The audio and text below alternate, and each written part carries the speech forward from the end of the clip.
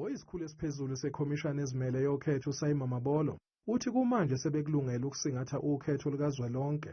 We've always indicated that we need 18 months to put in place an effective elections plan. We've done so. We started even in advance of the bill being assented to.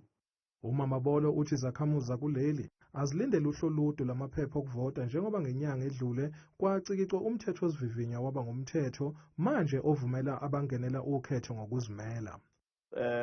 The ballot paper will be longer than has historically been the case for two factors at play there. One, with every ensuing election, the number of contestants, even as they were political parties, was increasing.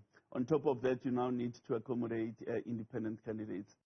Kanti uthi iNingizimu Afrika kuzomela esikhathini esizayo iguqukele endleleni yokuvota nge-internet, kodwa kwamanje lelizwe alikakulungeli lokho. Electronic voting is the future.